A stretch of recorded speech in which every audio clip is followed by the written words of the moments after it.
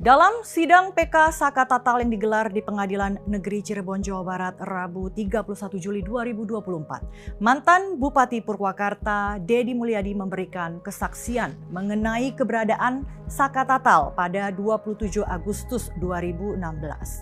Deddy menjelaskan, Saka Tatal tidak ada di tempat kejadian saat peristiwa terjadi.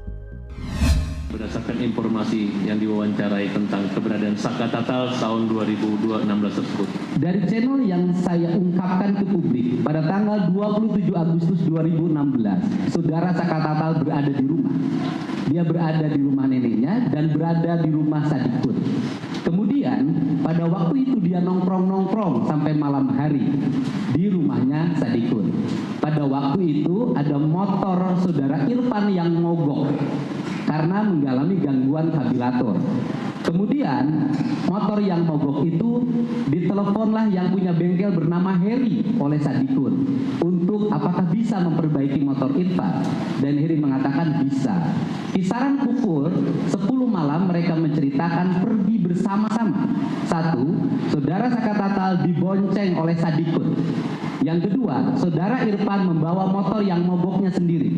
Yang ketiga, saudara Raja almarhum membonceng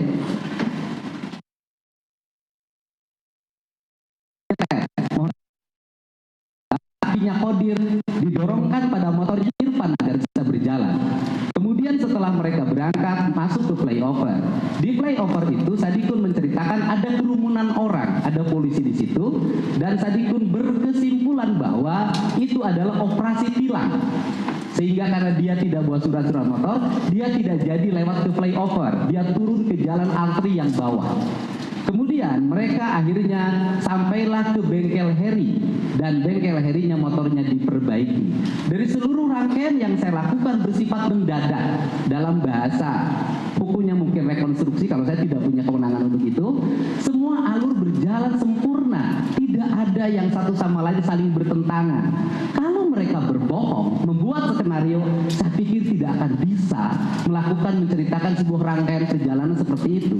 Cara seperti itu hanya bisa dilakukan oleh orang-orang yang benar dan jujur dalam menyampaikannya. Yang Bapak temukan wawancara dengan siapa yang mendukung keterangan Bapak ini? Apakah Teguh? Wawancara yang waktu itu semua diwawancara. Ya, yang intinya yang mengetahui keberadaan Saka. Saka itu yang pertama, Sadikun. Kemudian yang kedua, Kodir, yang sekarang kakinya patah karena saya berkunjung ke rumah Kodir langsung. Kemudian yang ketiga, Irfan. Yang empat, Heri yang punya bengkel. Dan saya bertanya pada mereka, kenapa seluruh pernyataan ini tidak disampaikan dulu pada sewaktu sidang? Mereka menjawab, kami menyampaikan, cuman diabaikan. Ada pertanyaan hukum kami yang kami pertanyakan adalah, kenapa pernyataan mereka di muka hukum yang diambil di atas sumpah oleh hakim itu diabaikan, sedangkan saudara Dede dan Aep yang tidak menyampaikan di depan majelis hakim dan tidak diambil di atas sumpah justru dijadikan dasar putusan.